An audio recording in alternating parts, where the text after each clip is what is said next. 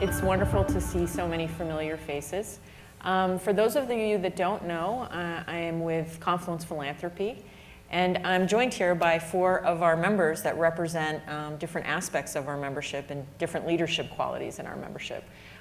Confluence is a membership-based network of foundations, family offices, donor-advised funds, OCIOs, asset managers, and CDFIs. And globally, we represent about $4 trillion in assets under management through 270 members. And really what we're trying to do at Confluence is help build the field of impact investing. We're one of the first networks to have a discrete focus on climate solutions. And we've been working really since 2016 with more than half of our membership regularly to think about how to share solutions, deploy capital together, and make world-changing commitments like the fossil fuel divestment commitment that was launched by the Wallace Global Foundation at our conference in, I believe it was 2011. So with the limited time we have today, I really just want to introduce you to these 4 inspiring leaders that I get to work with every week because they're doing really amazing things. But most importantly, what they've done is push our community to be more committed to action. So first and foremost, I want to speak with Kathleen Simpson from the Russell Family Fund. And Kathleen has really been a pioneer, especially in the past few years, around pushing foundations to commit to net zero. As a foundation, you might think, well, we're small asset owners in the universe of capital. And what can a foundation really do? But Kathleen has really been leading the charge and saying to her peers, we need to commit. If we're going to grant make to support global goals, we need to show that we're doing it as well. So I wanted to ask Kathleen what inspired your call to action.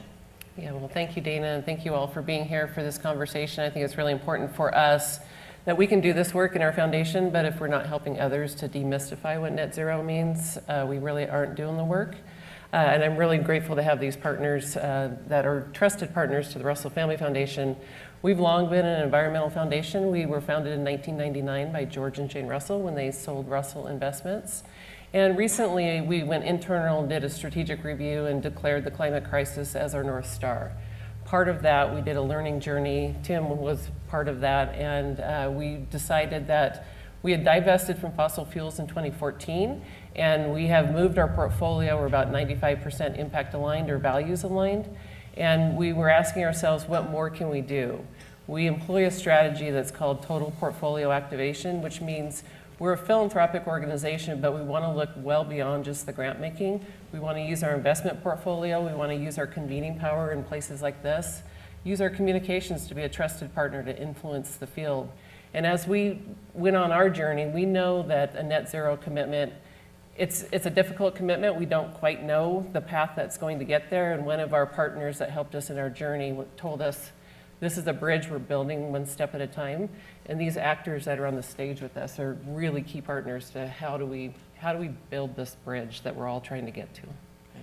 So I know that there's possibly a number of donors or grant makers in the audience, and maybe you haven't begun having these questions about what your commitment to the global goals looks like. And again, it's a damn lot of accounting.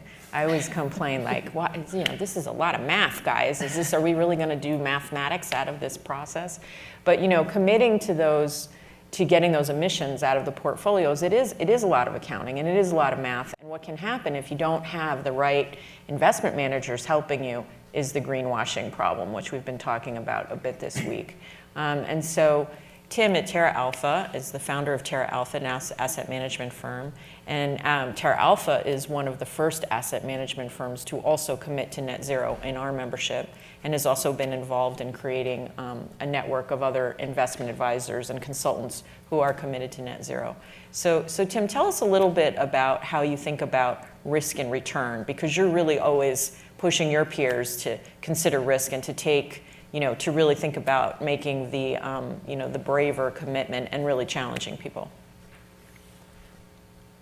Yeah, so this is great. This is where we're really doing this live. So that was not the question I was expecting, but that's okay. Oh, it's a question I can answer. So just briefly, just to give context. So Terra Alpha Investments was founded by myself and another individual, Andrew Geller, in 2014 with the idea that the simple idea, which seems very simple, but it's very complicated to do, that if you properly understand and integrate the value of our natural resource systems. And we talk about fresh air, fresh water, clean fresh water, soil, healthy soil, oceans, forests, into analysis and analysis of a company, that you would do two things. You would help you better understand that company so you can invest in that company in a way that is going to generate better returns than if you didn't consider those risks and opportunities, and also help push them towards being more, as some of our advisors refer, environmentally smart in how they operate. So really kind of putting attention on that issue that had previously been ignored in general investment business. And I know that because I used to work for one of the world's largest public equities managers, Capital Research, and managed over $26 billion there, and we didn't consider these things in the least. So I knew what non-sustainable investing looked like, and I wanted to create a firm that was truly sustainable in how it invests, and we built from there. And you're right, there's a lot of math involved because you got to measure things, and if you can't measure it, you can't manage it. And so, we're here particularly talking about net zero and decarbonizing, which is really more important, is decarbonizing the economy. And we actually, you are looking at 67% of the U.S. financial institutions in America, U.S. institution, that have validated science-based targets for their decarbonization strategy between Amalgamated Bank and Terra Investments. That's nice that we are both in that club, but it should be a much bigger club. And the process of that, and our commitment to net zero and decarbonizing, is by investing in publicly traded companies and pushing them towards their own strategy and science-based targets and decarbonization.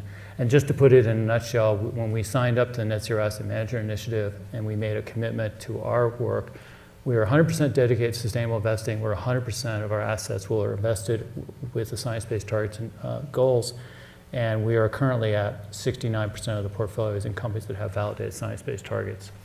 That's nice, but what we need those companies to do is actually better measure all their emissions, actually lay out all companies' science-based targets, then have a plan to how you're going to achieve those targets and how much it's going to cost you to do it, and the timeline, and then to disclose that to the investors, and then show progress on those measures. And we're really in, there's 4 quarters, we're this kind of 4-quarter thing. We're really at the first quarter, and we need to accelerate the game because the court is moving towards us, right? The edge of the court is coming our way, and we don't want to fall off. Right. So you're expressing the need for urgency. Yeah, urgency across the board. But we also should recognize it is incredibly difficult for most companies to truly decarbonize, not their energy sourcing. That's pretty easy. We can build a lot more renewable power and they can shift to that. But that actually doesn't decarbonize the economy because the other power plants are still working.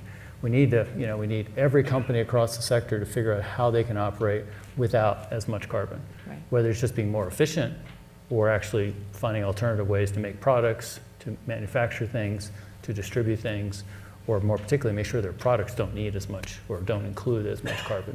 And importantly, to be advocates, right? We need corporate companies to actually be advocates for the global goals and for emissions reductions. And we heard earlier in the week that coal is back online, right? We're building more coal plants even while we're having these discussions. So I want to turn it to Ivan, who's one of the fiercest advocates I know. And also Amalgamated Bank has long been in many movement struggles and fights and supporting people on the ground and people in the community.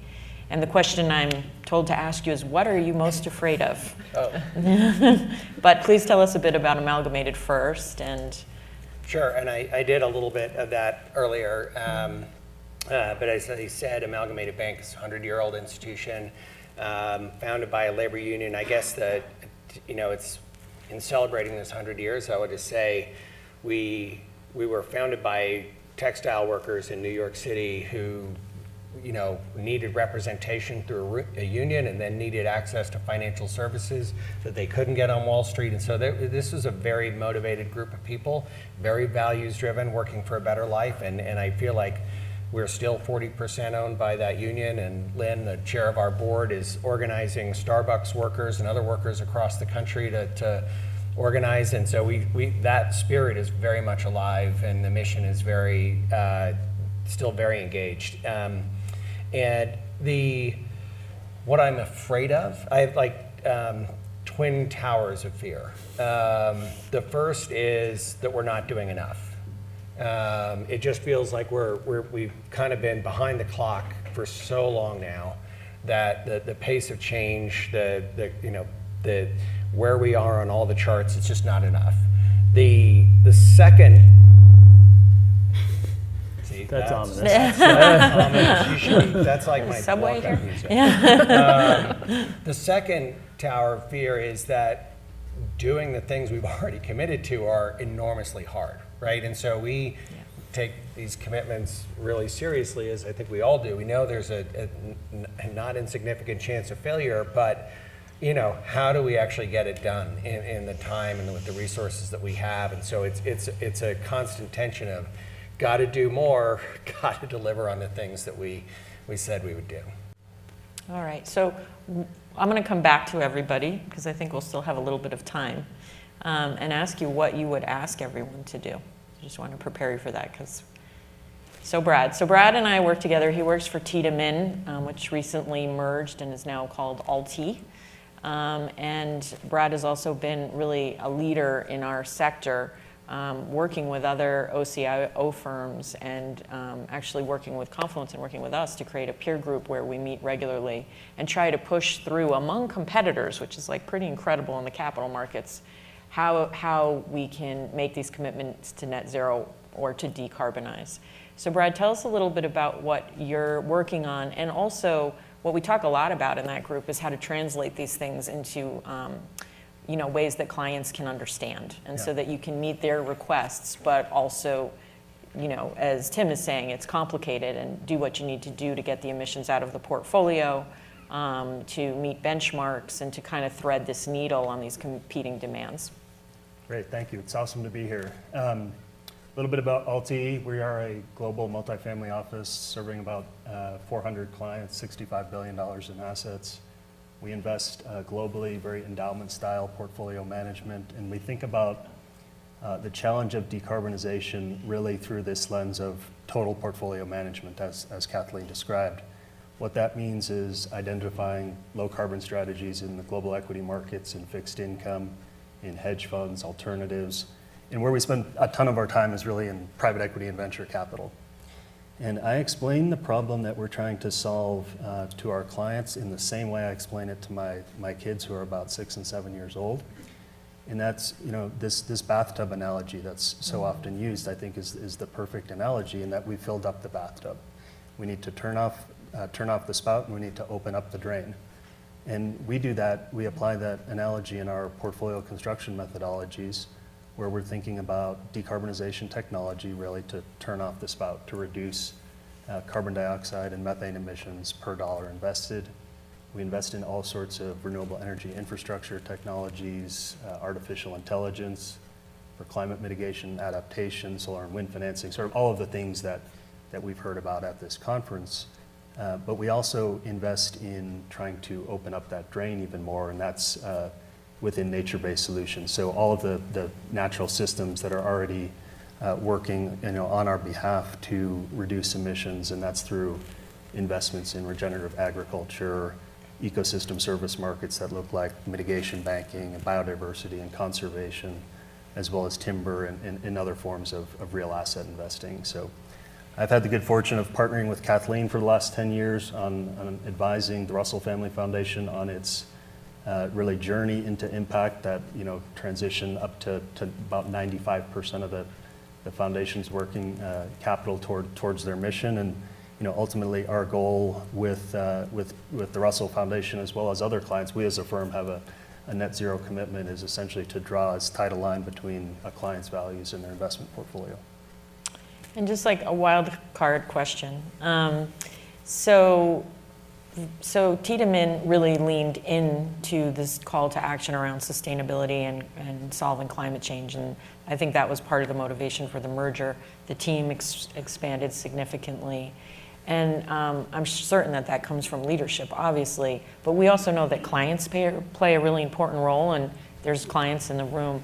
What advice do you have? How have clients played a role at Tiedemann, clients like the Russell Family Foundation, to make a difference that led to that greater commitment? Bringing in Jed Emerson of all people. Yeah, I'm fortunate enough to work with an individual named Jed Emerson. He's our Chief Impact Officer, and really sits on our leadership team. And he's been a pioneer in this space for the last 30 years. I think we all have a huge amount of respect for Jed. And Jed really pushes us. The challenges that we face around social inequity, climate change, injustice, these are issues at scale. So we wanted to create a global firm, a large international firm that is addressing bringing the challenge that we have to the scale that we needed to get to. And that's been an exciting journey. We recently took the company public about 6 months ago and have been adding team members and investment strategies at pretty rapid pace. To your question around clients, it's really, we're in the business of client service. That's all that we do, is to objectively manage investment portfolios. And the minute we're not listening to our clients' needs and hearing what they want to do, they have the ability to go find another advisory firm.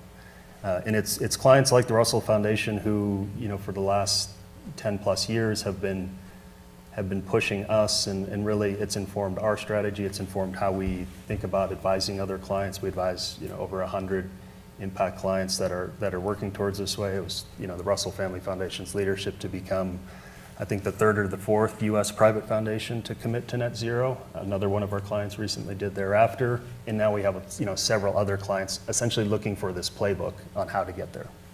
Right. So Kathleen, just adding on that, can you share a little bit about Russell, the process that the foundation went through a bit? Because I know that you were very involved in pushing Tiedemann over the years, and wasn't always easy. So again, knowing that there are clients in the room and they might be working with advisors who need to be pushed a little, what were just a bit of advice if you're sitting there and feeling like, I'm so frustrated with my advisor, what can they do? Well, it's a great question. We haven't been frustrated with our advisor, but we are a very small team. We're a staff of 5, and I'm the only individual on our team that's overseeing the investment portfolio in addition to our investment committee. So I really do look at AlTi as our advisor, but what we do particularly is annually we do a learning retreat where we bring in opportunities from external partners, and Tim was key to that with our investment committee learning about what is net zero. And for us, we knew that our investment portfolio was 80% more carbon efficient than the MSCI benchmark. And when we were asking ourselves, what more can we do?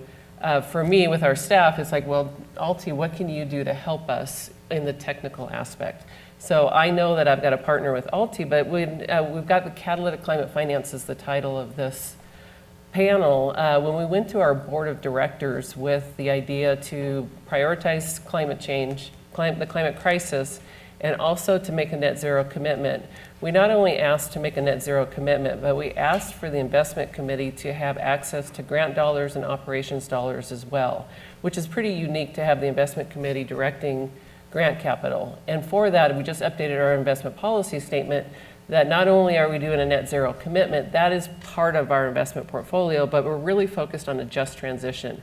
And when we think about the catalytic capital that we have, that grant capital might be a better tool to use in a just transition alongside of our divestment and reinvestment strategy. You heard Brooks earlier talking about that it could just be a divestment strategy. For us, we want to step out of that. We don't want it to be an accounting exercise. We want to really remember why are we trying to decarbonize and document this along the way. We talked about there's going to be challenges. We don't know what those are yet, but we're committed to documenting each step of the way publicly and hoping that others will be able to pick that up and feel comfort in making similar commitments and doing similar work in their own portfolios. So another wild card question, Tim. It's for you, I'm sorry. That's all right. We're friends. So talk about the relationship between the asset manager and the advisor. So what happens when an asset manager is talking with an advisory firm and you're trying to figure out how to serve a client like the Russell Family Fund and to meet these goals? And how do you work together most effectively? And again, knowing that there's hopefully clients listening, what should they be looking for when they're looking for these kinds of solid partnerships? Because it needs to be a team effort. Yeah. right? No, absolutely. And I think, it varies by the firm. And so several, including Tiedemann, have a very robust team that are really focused on and have a lot of deep knowledge around broadly sustainability or impact work. And so when we're talking to them, it's really a very engaging, to organizations like that, it's a very engaging conversation where they understand what we're trying to do, the challenges. We can have a very good conversation. And they're really, in some ways, looking to us to help within our area of expertise, share that so that they can then work with their clients. So we tend to work not directly with their clients. They're really representing and doing that work. And at the same time, they can also give us advice about things we might consider doing differently in terms of how we report, how we communicate, so that that works better within their client base. I would say, just to piggyback on something Kathleen said, I do think that in other advisors, OCIOs, and particularly in the RA market, it really is important that clients ask about more. They have to be demanding. It's a bit like, advocacy in healthcare, right? If you go, just because you went to the hospital doesn't mean they're going to give you the treatment you really want, you need. And I think with advisors, it can be that, because these are big organizations. Not everyone's as well informed or has a predilection towards some of the sustainable investing.